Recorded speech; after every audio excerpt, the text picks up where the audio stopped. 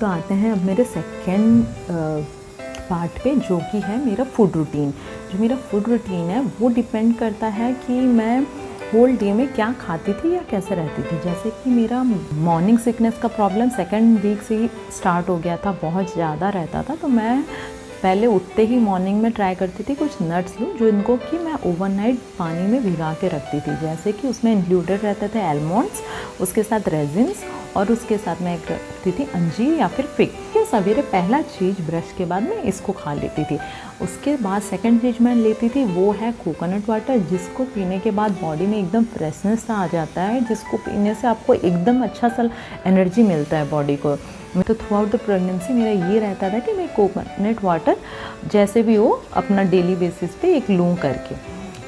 उसके बाद जो थर्ड चीज़ है वो आता था ब्रेकफास्ट का। ब्रेकफास्ट में मैं नॉर्मली हमेशा लेस ऑयली और मसाला जिसमें ना हो वैसे फूड ही लेती थी, क्योंकि मेरा मतलब एसिड और गैस्ट्रिक का थोड़ा प्रॉब्लम रहता था कंटिन्यूस से। तो मैं इसके वजह से थोड़ा हमेशा फूड डिपेंड करता है कि कैसा थोड़ा लाइट रखूँ। तबीयत ठीक रहती थी तो उसी हिसाब से फूड का मैनेज करती थी, बट मैं ट्राई करती थी हमेशा कुछ ना कुछ वेजीज इंक्लूडेड हो मेरे ब्रेकफास्ट में। नेक्स्ट उसके बाद जो लेती थी वो था mid day snack. Mid day snack में मेरा रहता था मोस्ट ऑफ द टाइम मैं इंक्लूड करती थी फ्रूट्स, और उसके साथ अगर कुछ हो गया काजू ले लिया कभी, तो कभी पिस्ता ले लिया, वो इंक्लूडेड एक्स्ट्रा रहते थे। फिर मतलब हमेशा मैं ट्राई करती थी मैं कुछ फ्रूट्स लूँ उसके साथ। लंच टाइम में मैं हमेशा कोशिश करती थी कि वो मेरा ऑलमोस्ट फर्स्ट ट्राइमेस्टर का जो पीरियड है वो हमेशा थोड़ा लेस स्पाइसी रहा है।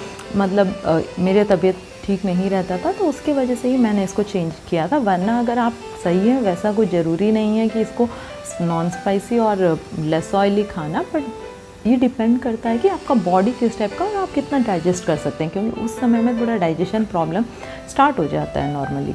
तो ये मेरा रहता था। उसमें मैं लंच में हमेशा इंक्लूड करती थी कि मेरा प्रोटीन रहे और वेजिटेबल्स मैं इंक्लूडेड रखूँ। मैं नॉन वेजिटेरियन हूँ, तो मेरा हमेशा नॉन वेज का कुछ ना कुछ आइटम जब पॉसिबल है मैं फूड में इंक्लूड करती थी।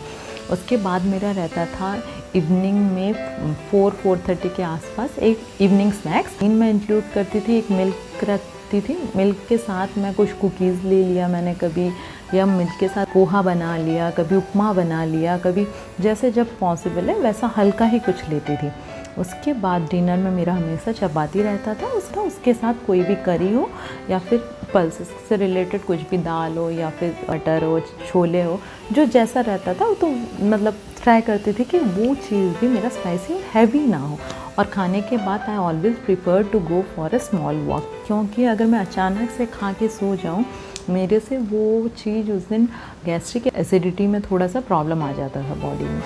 तो फिर मैं ट्राई करती थी कि ये चीज़ को मैं अवॉइड करूँ। तो खाने के बाद मैं नॉर्मली एक स्मॉल सा वॉक लेती थी, चाहे घर के अंदर हो, पर ये मैं कंपलसरी इंक्लूड करती थी। इसके सिवा जो मैंने फूड अवॉइड किए हैं थ्रू आउट द प्रेगनेंसी वो नॉर्मली रहते थे मेरे सी फूड। मैं सी फूड ऐड नहीं करती थी मेरे फूड में। उसके बाद मैंने अवॉइड किया है पाइनएप्पल और अवॉइड किया है पपाया। उसके बाद मैंने कैफ़ीन भी इंक्लूड नहीं किया है थ्रू आउट द प्रेगनेंसी। मैं हमेशा ट्राई करती थी कैफ़ीन इंक्लूडेड ना रहे। और एक चीज़ है, अगर आपका स्मोकिंग का हैबिट है या ड्रिंकिंग का हैबिट है वो चीज़ भी ध्यान रखें, क्योंकि अगर आप प्रेगनेंसी प्लान कर रहे हैं आप उसको पहले से ही स्टॉप कर दें, जिससे कि प्रेगनेंसी के दौरान आपको ये चीज़ में प्रॉब्लम ना आए। एसिडिटी को और जो थोड़ा सा ब्लॉटेडनेस फील होता है through out the first trimester, उसको अवॉइड करने के लिए मैं लेती थी जिंजर और लिक्वाम वाटर, जिससे कि जो डाइजेशन के वजह से कोई इशू हो तो वो सॉल्व हो सके।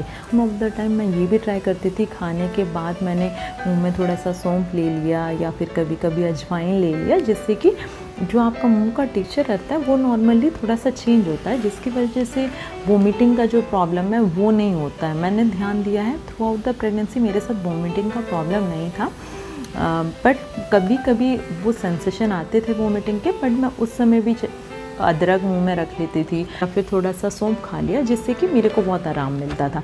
तो ये था मेरा टोटल फूड रूटीन। मैं हमेशा ट्राई करती थी सारे फ्रूट्स और वेजिटेबल इंक्लूडेड रहे, वेजिटेबल कोई इग्नोरेंस नहीं रहता था, क्योंकि अपने लिए ना सही आने वाले बच्चे के लिए मुझे हेल्दी फूड खाना था, because a healthy mother bring the healthy baby to the world and the most important thing is आपका बेबी हेल्दी आए आपके पास। तो उसके लिए जो जो खाना है, जैसे जो करना है, उसका थोड़ा सा ध्यान रखना बहुत ज़रूरी है। और इस बारे में अपने डॉक्टर से एक बार ज़रूर कंसल्ट करें कि आपको क्या इंक्लूड करना है फूड में और क्या नहीं करना।